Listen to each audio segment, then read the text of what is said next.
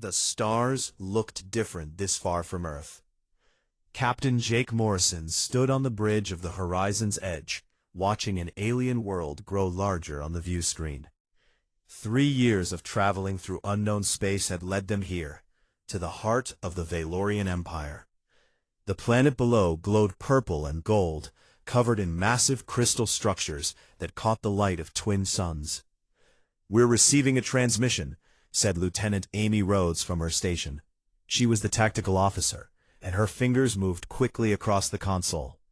"They're sending coordinates for landing." Jake nodded. "Take us down. Nice and easy." The ship descended through clouds that sparkled like diamonds.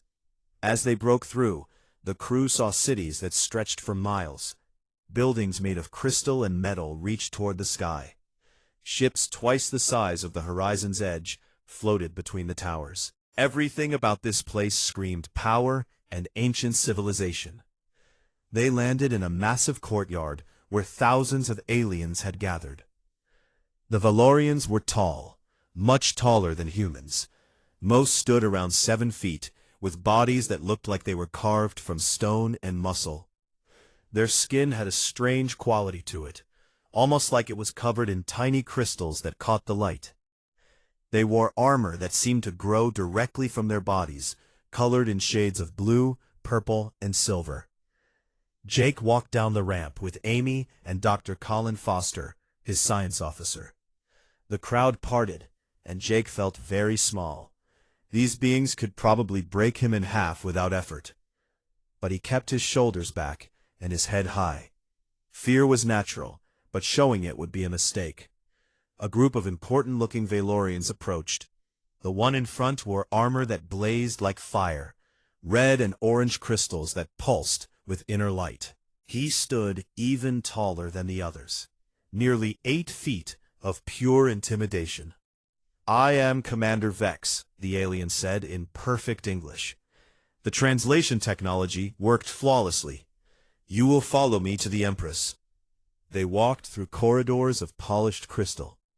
Colin couldn't help but scan everything with his portable equipment, taking readings and muttering to himself.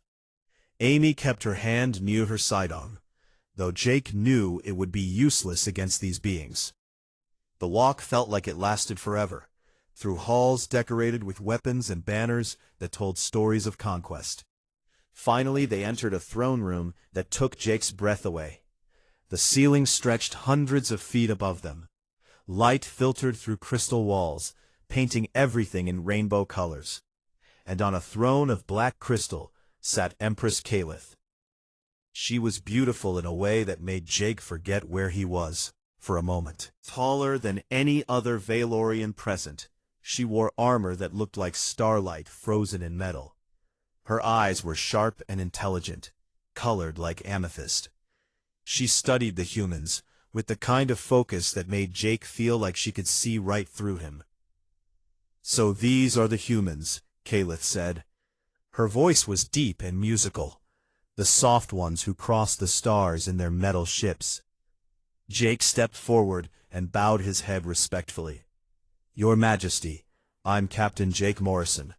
We come in peace, hoping to establish friendship between our peoples."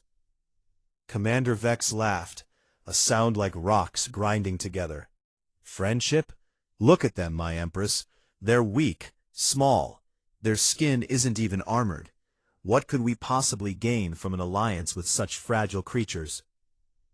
Other Veorians in the court murmured agreement. Jake felt anger rise in his chest.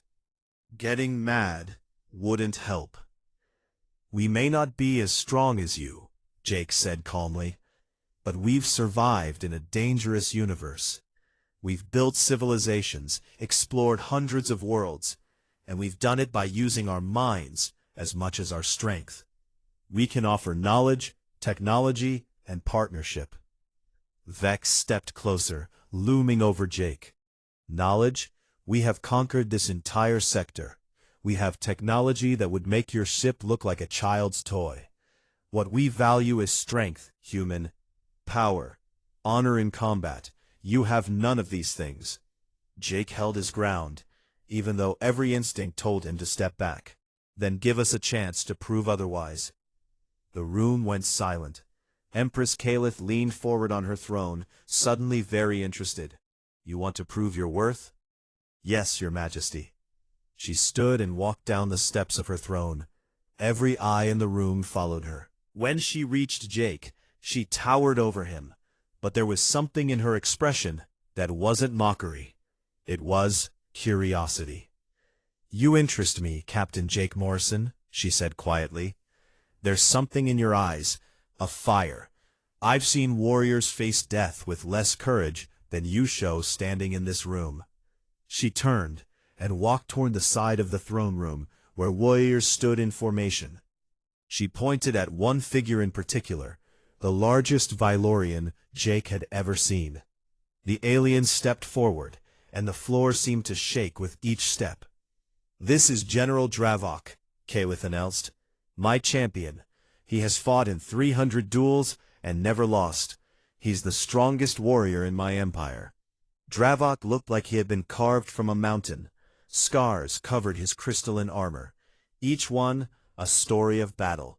His eyes glowed with an inner fire, and when he crossed his arms, muscles the size of Jake's entire torso flexed. Empress Calith turned back to Jake with a smile that was both challenging and amused. I'll make you an offer, Captain. Defeat General Dravok in single combat, and you'll earn more than an alliance. She paused, and the entire court held its breath. You'll earn my hand in marriage. The room erupted in shocked voices. Amy grabbed Jake's arm. Sir, you can't. But Jake was staring at the Empress, trying to understand what was happening. Was this a joke? A test? Calith didn't look like she was joking. She looked deadly serious. Your Majesty, Jake said carefully. I'm honored, but surely you don't expect. I expect you to either accept the challenge or admit that humans are indeed too weak to stand beside Veorians, she interrupted. The choice is yours. Jake looked at Dravok. The general stared back. This wasn't just impossible. It was suicide. Jake was a decent fighter for a human, but Dravok could probably kill him with one hand, maybe with one finger. But if he refused, humanity would be dismissed as weak. Earth would lose any chance of alliance with what was clearly a powerful galactic civilization. And something in Calith's eyes told him this was about more than just a fight. This was a test of character, of courage. I accept, Jake heard himself say. Amy looked at him like he'd lost his mind. Colin had gone pale. But Empress Calith smiled. A real smile this time. And Jake realized he'd just made either the bravest or stupidest decision of his life. Jake sat in his quarters aboard the horizon's edge, staring at his hands. They were normal human hands, scarred from years of work and service. In 1 week, these hands would have to fight a being who could crush steel. The thought should have terrified him. Maybe it did. But he pushed the fear down deep, where it couldn't paralyze him. A knock on the door pulled him from his thoughts. Come in. Amy and Colin entered, both carrying tablets full of data. They'd been researching Veorians non-stop for the past day. Amy looked tired, but determined. Colin looked like he'd discovered something fascinating and terrible at the same time. Tell me you found a weakness, Jake said. Colin sat down heavily. I found several problems. The Veorians are incredibly strong. We're talking about beings who can lift 3 times their body weight, and they weigh about 400 pounds. Their reflexes are faster than ours, and that crystalline armor that covers their skin. It can harden on command to stop most weapons. Most weapons? Jake caught the qualifier. Well, theoretically, if you hit them hard enough in the right places, you could break through. But you'd need to hit with about 2,000 pounds of force. Jake laughed without humor. I can't punch that hard. Nobody can, Colin agreed. But there's more. Their stamina isn't unlimited. The crystalline armor requires a lot of energy to maintain. In their own records, we found accounts of long battles where Veorian warriors got tired. Amy brought up images on her tablet. I've been studying General Dravok specifically. He's 200 years old, which for Veorians is middle-aged. He's been training in combat since he was a child. Every fighting style, every weapon, every technique their culture has developed over thousands of years. He knows it all. So I'm fighting a master warrior who's 3 times stronger, faster, and nearly invulnerable, Jake summarized. Anything else I should know? Actually, yes, Colin said. Their fighting style is very direct. They rely on overwhelming power and expect opponents to meet them head-on. It's a cultural thing. Veorians value strength and direct combat. Dodging or using tactics they consider tricks is seen as dishonorable. Jake leaned back in his chair, thinking, but the rules only say hand-to-hand combat, no weapons. They don't say I'd have to fight honorably by their standards. Amy smiled grimly. Now you're thinking like a human. Over the next 3 days, Jake spent every waking hour preparing. The Empress had granted him access to their training grounds, and Jake used them constantly. He watched Dravok practice, studying every move. The general was incredible to watch. He moved with grace despite his massive size, and when he struck training dummies, they exploded into fragments. But Jake noticed something. Dravok always attacked the same way. He overpowered his opponents. When training partners tried to dodge, he simply hit harder and faster until evasion became impossible. The general had never needed to adapt because pure strength had always been enough. On the 4th day, Empress Calith appeared at the training grounds. She wore simpler armor today, designed for movement rather than ceremony. Jake was practicing his footwork, focusing on speed and agility rather than strength. "You train differently than I expected," she said, walking up to him. "Most warriors would be trying to build strength." Jake grabbed a towel and wiped sweat from his face.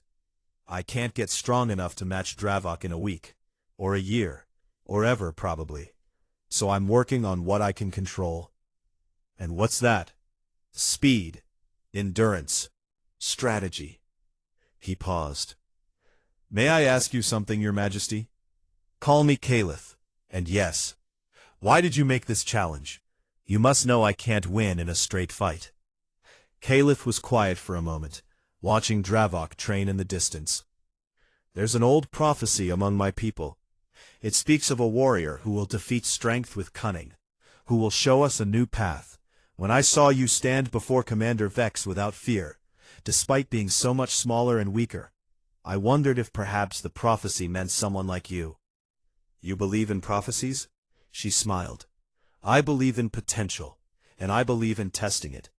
You could have refused my challenge, Captain. You could have run back to your ship, but you didn't. That tells me something about humans that all our intelligence reports couldn't reveal." "What does it tell you?"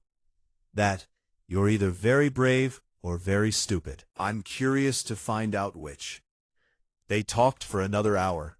Jake learned that Calith had become Empress at a young age after her father died in battle. She'd had to prove herself against challengers who thought her weak. She'd won every fight, earning respect through strength.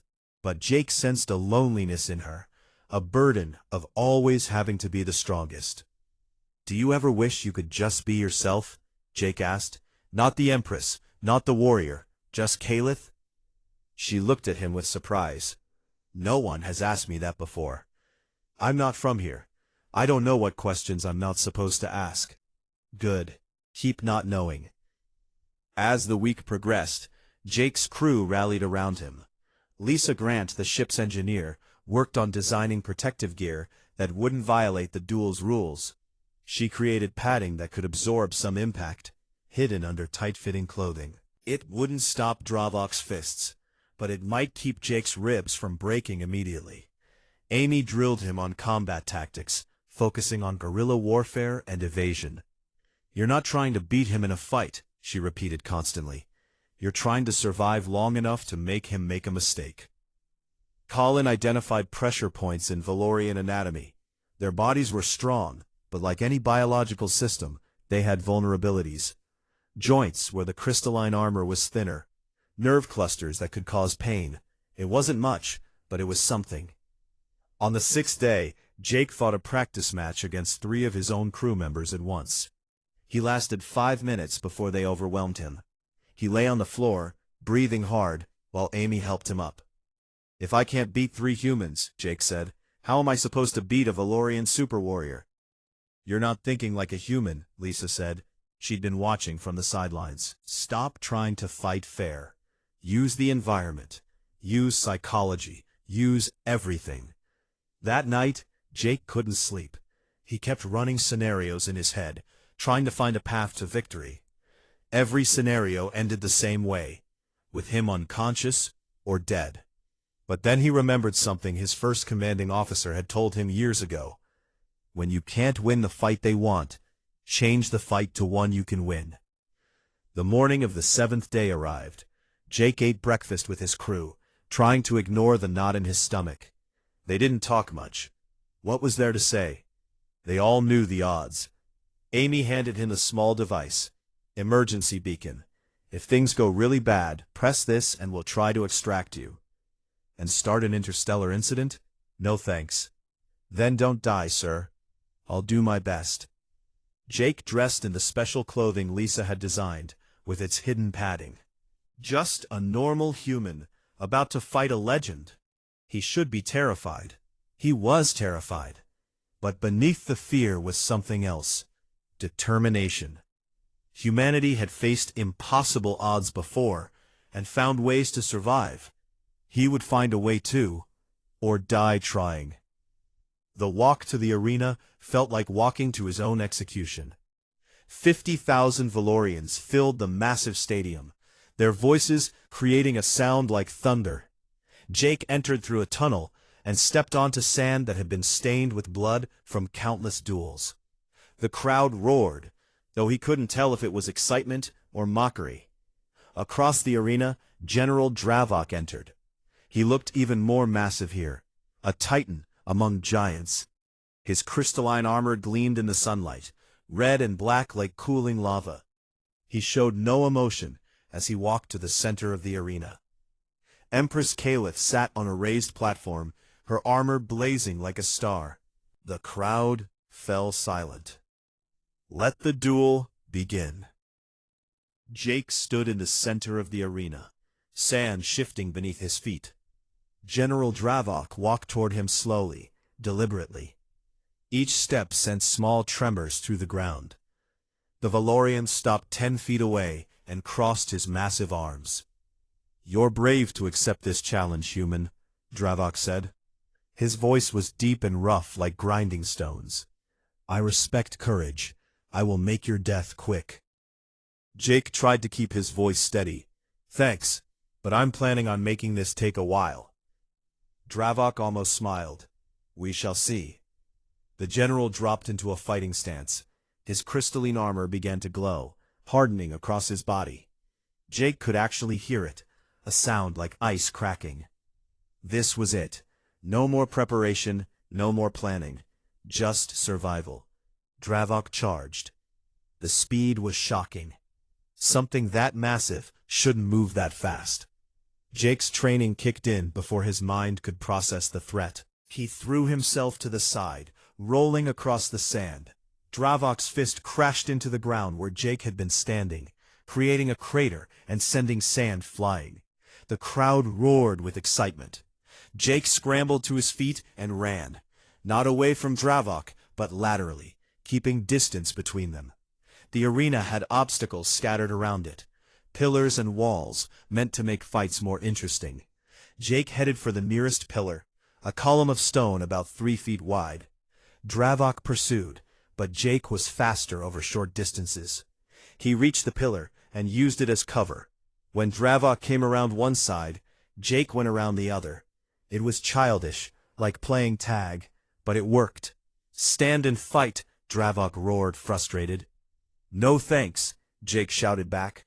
The general grabbed the pillar with both hands and ripped it from the ground. The crowd gasped. Dravok threw the massive stone column like it was a spear. Jake dove flat, and the pillar sailed over him, crashing into the arena wall with a thunderous impact. Jake ran again, this time toward a series of lower walls. His lungs were already burning, but he couldn't stop. If Dravok caught him, it was over. He vaulted over a wall and kept moving, using every obstacle he could find. For 10 minutes, the pattern continued.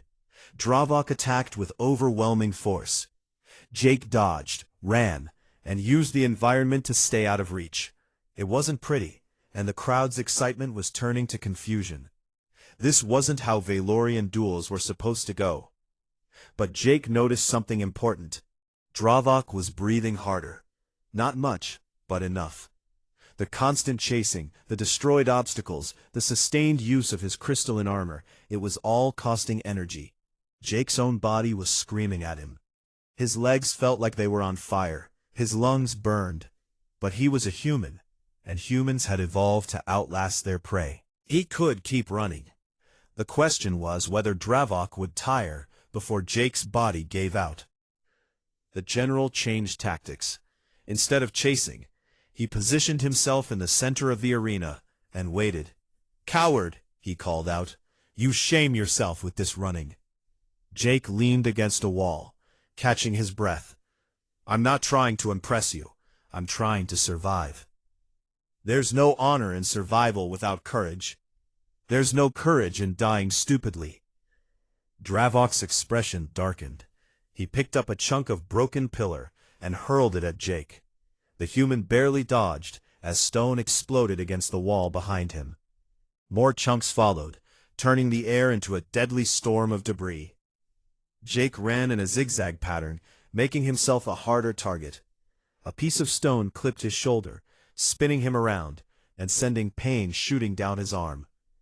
Blood ran down his arm, where the stone had torn skin, but nothing felt broken. The general's throwing finally stopped. His chest was heaving now, definitely winded. The crystalline armor had dimmed slightly, using less energy. Jake saw his opening. He charged directly at Dravok. The general's eyes widened in surprise. Finally, the human was fighting like a warrior. Dravok set himself and threw a punch that could have gone through a concrete wall. Jake slid under it like a baseball player stealing base. The fist passed over him by inches. As he slid, he lashed out with his leg, striking at Dravok's knee. It was like kicking a tree, but Jake aimed for the joint where Colin had said the armor was thinner. Dravok grunted in pain and stumbled. It wasn't much, but it was the first time the general had shown any weakness. Jake rolled to his feet and ran again before Dravok could recover. The crowd was going crazy now, a mix of cheers and angry shouts. This wasn't how things were supposed to go. The champion was supposed to dominate. 20 minutes into the fight, Jake's strategy was clear to everyone watching. He wasn't trying to win through strength. He was trying to exhaust Dravok while landing small, precise strikes whenever possible. It was guerrilla warfare applied to single combat. Empress Caliph leaned forward on her throne, fascinated. Commander Vex stood beside her, his face twisted in disgust.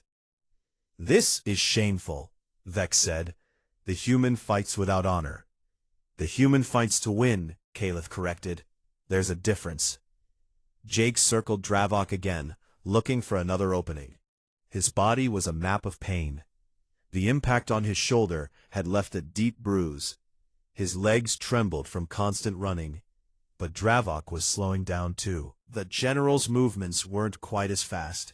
His breathing was labored. "You can't keep this up forever," Dravok said between breaths. "Neither can you." They stared at each other across the sand. Then Dravok charged again, but this time Jake stood his ground until the last second. He sidestepped and struck at Dravok's ribs as the general passed, targeting the nerve cluster Colin had identified. His fist felt like it had hit a wall, but Dravok gasped, and his armor flickered. Jake pressed the advantage. He struck again, same spot, using all his weight and strength. Dravok swung at him, but the punch was slower than before. Jake ducked under it and drove his elbow into the back of Dravok's knee. The general went down on one knee. The crowd fell silent. Dravok swept his arm in a wide arc, trying to knock Jake away. The human jumped over the sweeping arm and landed behind Dravok. He kicked at the other knee, and Dravok went down on both knees. For a moment, Jake thought he might actually win. Then Dravok spun faster than something that size should be able to move. His backhand caught Jake across the chest and sent him flying. Jake hit the ground hard, rolling across sand. His ribs screamed in pain. The protective padding had helped, but he'd still taken a hit that would have killed most humans. He tried to stand and fell back down. His chest felt like it was on fire. Dravok stood slowly, breathing hard. The general walked toward Jake, each step heavy and measured. The human tried to crawl away, but couldn't move fast enough. Dravok reached down and grabbed Jake by the front of his shirt, lifting him off the ground with one hand. "You fought well," Dravok said, and he sounded sincere. "Better than any opponent I've faced. But this ends now." He pulled his other fist back, preparing to deliver a knockout blow. Jake's vision was blurry from pain, but he could see the fist coming. Time seemed to slow down. He thought about his crew, about Earth, about everyone who was counting on him. He thought about Kalith and her prophecy. He thought about every impossible thing humans had ever accomplished. And he remembered something Amy had taught him about fighting larger opponents. As Dravok's fist came forward, Jake swung his head forward and smashed his forehead into Dravok's nose. The impact sent stars shooting across Jake's vision. But Veorian noses were apparently as sensitive as human ones. Dravok roared in pain and dropped Jake. The human hit the ground and rolled away, forcing his body to move despite the agony. Dravok stood there, one hand over his nose, and for the first time in the fight, he looked truly angry. The first hour of the duel had ended. Both fighters were hurt, exhausted, and the real battle was just beginning. Jake's ribs were definitely broken. At least 2, maybe 3. Every breath felt like someone was stabbing him with a hot knife. His left shoulder wouldn't move properly. Blood ran from a cut above his eye, making it hard to see. But he was still standing, and that was what mattered. Dravok touched his nose carefully, then looked at the blue blood on his fingers. In 300 duels, no one had ever made him bleed. The general's eyes blazed with fury and something else, respect. "I underestimated you," Dravok said. "I won't make that mistake again." The general's entire body began to glow. His crystalline armor brightened until it hurt to look at directly. This was full combat mode, burning energy at an incredible rate to maximize power and protection. Dravok was done playing. He moved like lightning. 1 second he was 10 feet away. The next, his fist was coming at Jake's head. The punch grazed his ear, and Jake felt the heat from Dravok's blazing armor. A follow-up kick caught Jake in the side, sending him tumbling across the sand. Jake tried to get up, but his body wouldn't cooperate. Everything hurt. His vision swam. Through the blur, he saw Dravok approaching, taking his time now. The general knew the human was finished. In the viewing section, Amy was on her feet. "Get up," she whispered. "Come on, Jake. Get up." Howland watched through his fingers, unable to fully look. Lisa had her hand over her mouth. Empress Kalith sat perfectly still, but her hands gripped the armrests of her throne. Commander Vex smiled, satisfied that things were finally proceeding as they should. Jake's hand touched something in the sand, a piece of broken pillar, small enough to hold. His mind raced. The rules said no weapons, but a rock wasn't really a weapon, was it? He palmed the stone as Dravok reached him. The general grabbed Jake again, lifting him up. "You lasted longer than anyone expected. Be proud." Jake looked Dravok in the eyes and threw the rock directly at the general's face. It was a cheap shot, unsportsmanlike, and exactly what Jake needed. Dravok flinched, turning his head. Jake used that moment to drive his knee into Dravok's throat. The armor was thinner there, flexible to allow breathing. The impact made Dravok choke and drop Jake. The human hit the ground and rolled, ignoring the screaming pain from his ribs. He came up near one of the few remaining pillars and used it for support. His legs shook, barely holding him up. "Cheap tricks," Dravok coughed, his voice rough. "Dishonorable." "I'm not Veorian," Jake said between gasps for air. "I don't have to fight by your rules of honor. I just have to survive." Something changed in Dravok's expression. The general nodded slowly.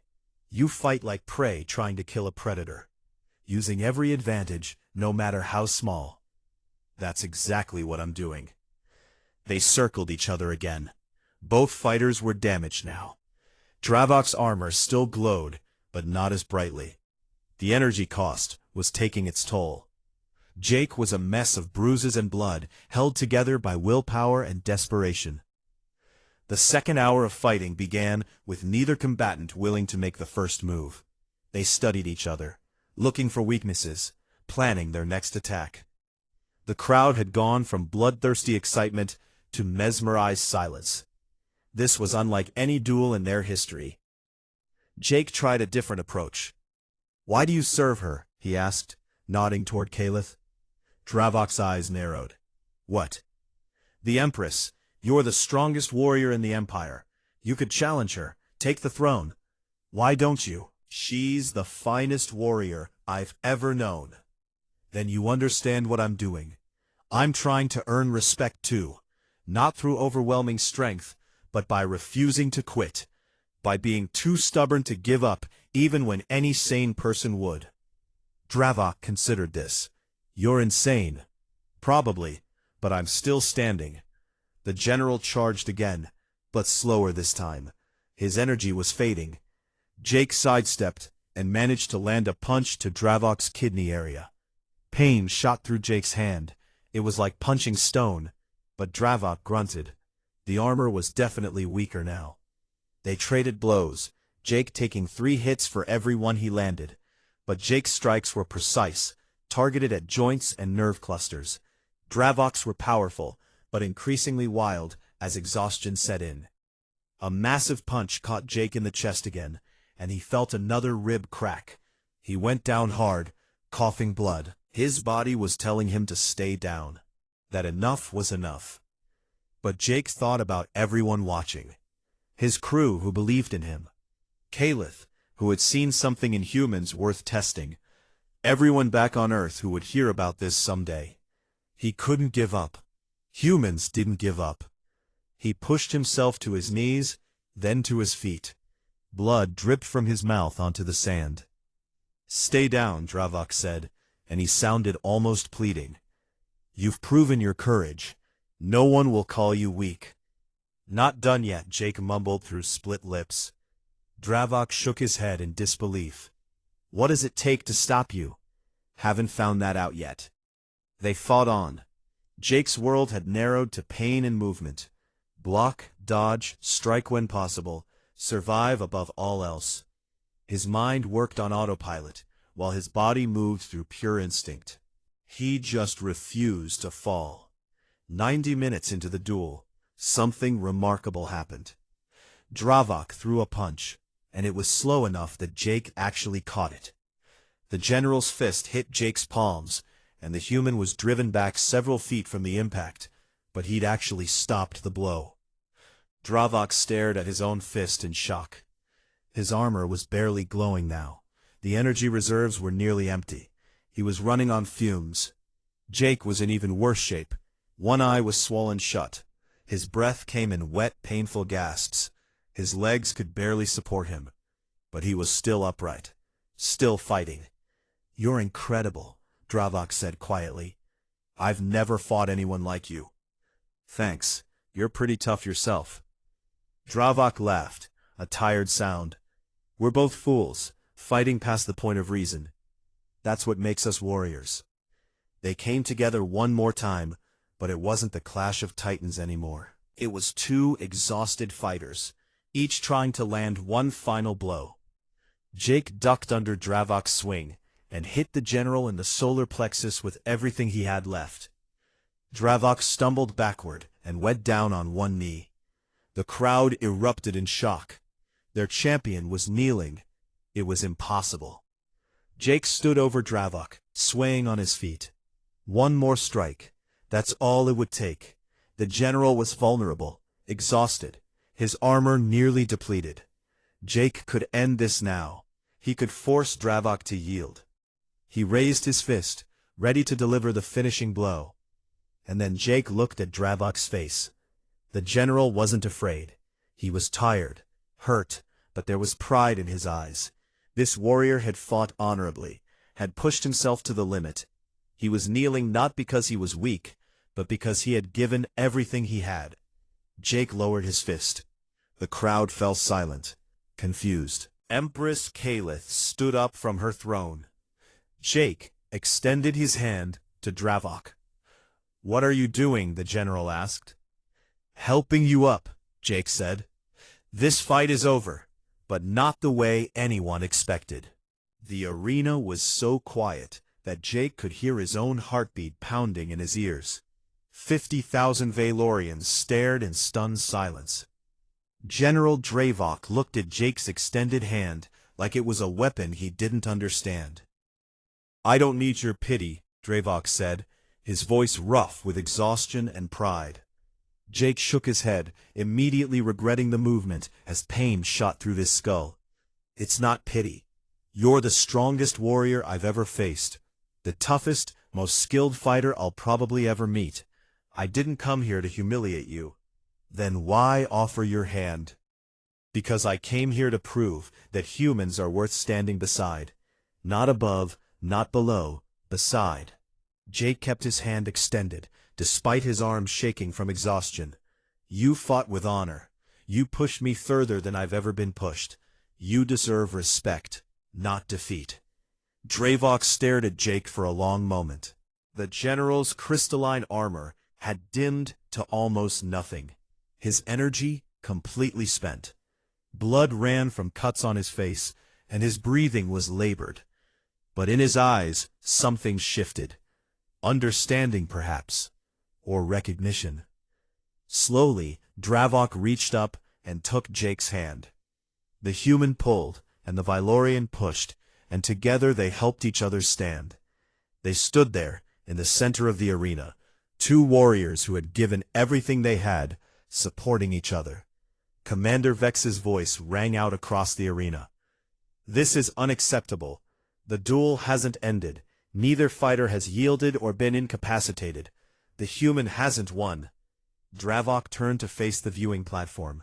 When he spoke, his voice carried across the silent arena. "The human hasn't won by our traditional rules, but he has done something greater." The general looked at Jake. "He has shown me that strength isn't just about power. It's about wisdom. The wisdom to know when to use strength and when to offer mercy." The general took a breath and straightened despite his exhaustion. "I fought this human with everything I have. For 2 hours, he refused to give up. He used tactics I've never seen. He adapted constantly. He survived attacks that would have killed anyone else. And when he had me at his mercy, when he could have forced me to yield, he chose honor over victory." Dravok's voice grew stronger. "I have fought 300 duels and never lost. Today I have not lost to strength, but I have been defeated by wisdom, by the ancient code that we have almost forgotten. I recognize this warrior." He turned to Jake. "You are worthy." The arena remained silent for another heartbeat. Then one Veorian began to clap, then another. Within seconds, the entire stadium erupted in applause and cheers that shook the ground. Empress Kalith descended from her throne and walked onto the arena floor. She moved with the grace of a dancer, despite her massive armor. When she reached Jake and Dravok, she smiled in a way that transformed her entire face. "I knew," she said quietly, speaking only to Jake. "When I first saw you, I knew you were different." Jake tried to bow but nearly fell over. Kalith caught him with surprising gentleness for someone so strong. "Easy. You're barely standing." "I'm still standing, though," Jake said with a weak grin. "That counts for something. It counts for everything." She helped him straighten and address the crowd. "The prophecy spoke of a warrior who would defeat strength with cunning, who would show us a new path. Today, Captain Jake Morrison has fulfilled that prophecy. He has proven that humanity is worthy not just of alliance, but of partnership." Commander Vex stepped forward, his expression conflicted. "But the rules, Your Majesty." "The rules are tools for understanding, not chains that bind us," Kalith interrupted. "The ancient code, older than our modern dueling traditions, speaks of recognition. General Dravok has recognized this human as his equal. That is worth more than a technical victory." She turned back to Jake. "As for my offer, a marriage proposal based on a duel's outcome might not be the best foundation for a relationship." Jake felt relief flood through him. "I appreciate that, Your Majesty. Though I should mention I'm barely conscious right now, and probably wouldn't be a great date." Kalith laughed, a genuine sound of joy. "Perhaps we should start with dinner once you've healed. I'd like to learn more about the human who changed everything." "I'd like that too." Medical teams rushed onto the arena floor. Veorian doctors began examining both fighters, their crystalline scanning devices moving over injuries. Jake's crew was allowed onto the floor, and Amy reached him first. "You crazy, stubborn idiot," she said, tears running down her face. "I can't believe you're alive." "Me neither," Jake admitted. "How bad do I look?" "Like you went through a meat grinder. But you're smiling, so I guess you won?" "I think we both won. Just not the way anyone expected." Colin and Lisa reached them next, both talking at once about how incredible the fight had been, how they couldn't believe Jake had survived. Jake let their voices wash over him, feeling the warmth of their friendship and support. The medical team wanted to take Jake to their hospital immediately, but he insisted on walking off the arena floor under his own power. With Amy and Colin supporting him on either side, he made his slow way toward the exit. The crowd cheered every painful step. Dravok walked beside them, also supported by his own people. The general looked at Jake and shook his head. "You humans are insane." "We get that a lot," Jake said, "but it works for us." "I would be honored to call you friend, Jake Morrison." "Same here, General. Though maybe next time we can just grab a beer instead of trying to kill each other." "I don't know what beer is, but I agree with the sentiment." Over the following weeks, Jake recovered in the Veorian medical facility. Their healing technology was incredible, and what should have taken months took only days. During his recovery, he received visitors constantly. Veorian warriors came to meet the human who had fought their champion. They asked questions about Earth, about human tactics, about what drove him to keep fighting. Kalith visited every day. They talked for hours about their peoples, their cultures, their dreams for the future. Jake learned that beneath the warrior empress was a woman who wanted peace, but had been born into a culture that only understood strength.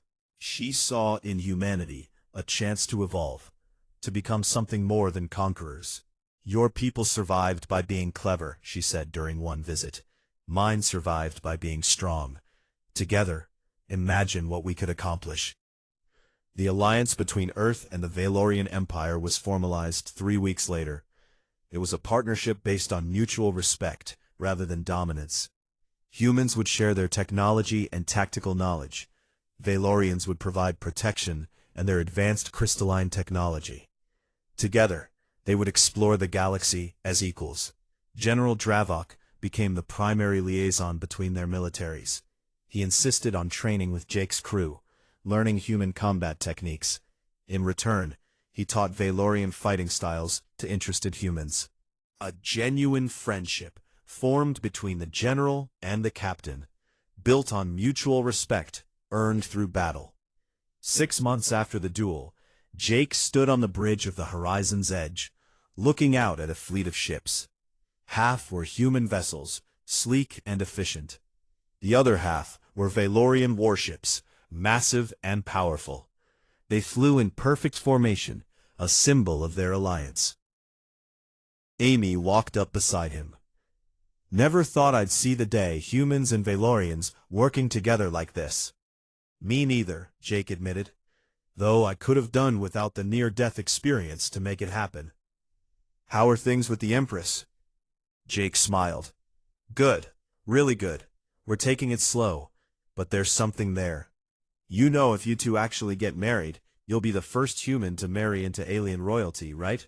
The paperwork alone will be a nightmare. I'll worry about that if it happens. For now, I'm just enjoying getting to know her. Colin joined them on the bridge. Did you hear? 3 more alien civilizations have requested meetings with the Alliance. Word is spreading about what happened in that arena. What are they saying? Jake asked. That there's a new power in the galaxy, one that values wisdom as much as strength, one that turns enemies into friends. Colin grinned. They're calling us the Alliance of Hope. Lisa's voice came over the intercom. Captain, we're ready to jump to hyperspace whenever you give the word. Jake looked at his reflection in the view screen.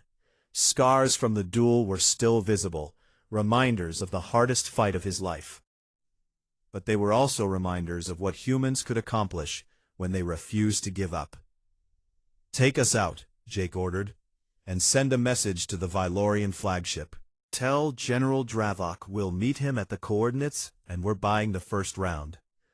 The ships jumped to hyperspace together, human and Veorian, exploring the unknown as partners. Jake thought about how close he had come to dying in that arena, how one moment of mercy had changed everything. Humans had reached the stars by being smart, adaptable, and too stubborn to quit.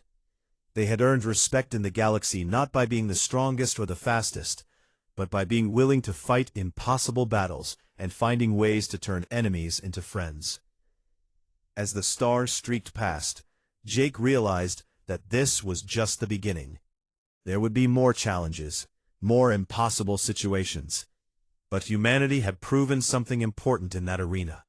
They didn't need to be the strongest to matter. They just needed to be themselves. Clever, stubborn, and capable of seeing possibilities where others saw only defeat. And sometimes, that was enough to change the galaxy. The horizon's edge and its Veorian escorts disappeared into the depths of space, carrying with them the hope that strength and wisdom, when combined, could create something greater than either could achieve alone. Behind them, the story of a human captain and a warrior empress was already becoming legend. A tale that would be told across 1,000 worlds about the day humanity proved they belonged among the stars. Not through conquest or submission, but through the simple act of extending a hand in friendship, when victory would have been easier. That, perhaps, was the most human thing of all.